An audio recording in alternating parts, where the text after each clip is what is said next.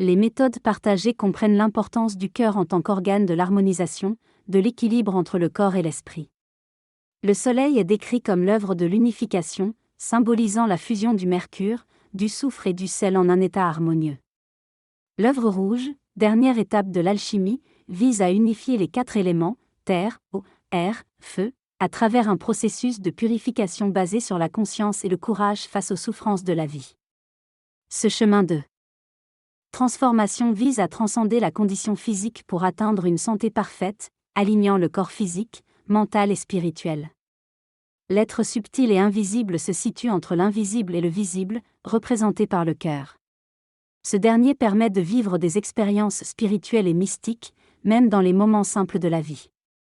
L'unification des aspects physiques, subtils et spirituels permet une transcendance et une reconstruction de soi-même, capable de recevoir la lumière et l'unité.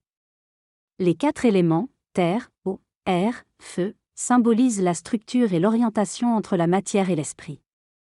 L'air et le feu élèvent vers l'esprit, tandis que la terre et l'eau apportent la stabilité et l'organisation. Les éléments servent à structurer et à stabiliser le monde de la matière et de l'esprit, avec le feu donnant l'élan vers l'illimité et l'air posant les bases de l'esprit.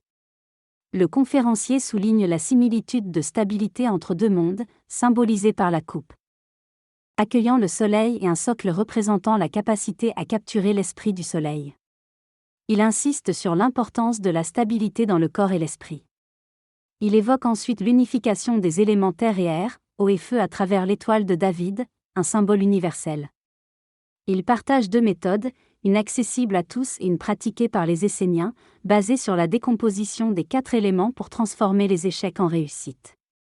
Il mentionne que l'alchimie est universelle, enseignée par les peuples premiers et adaptée par les alchimistes médiévaux. Il explique un exercice lié à l'élémentaire, invitant à se connecter à la nature pour travailler sur les relations et les émotions. Il conclut en soulignant que la méthode décrite n'est pas la seule et que l'alchimie fait partie d'un savoir ancien partagé à travers les âges.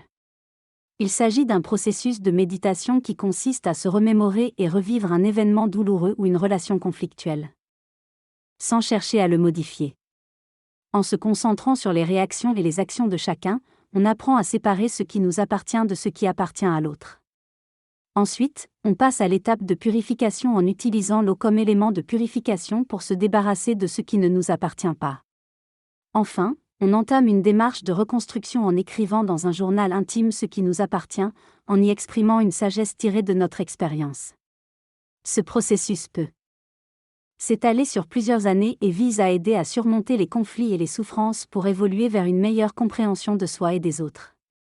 L'écriture personnelle permet de comprendre et d'éviter de reproduire les mêmes erreurs, ce qui conduit à la sagesse et à l'évolution personnelle. Cette pratique thérapeutique permet de libérer des sentiments inattendus et de se redécouvrir. En écrivant, on se relie à soi-même et on s'ouvre à de nouvelles perspectives, contribuant ainsi à une reconstruction de soi basée sur la sagesse intérieure.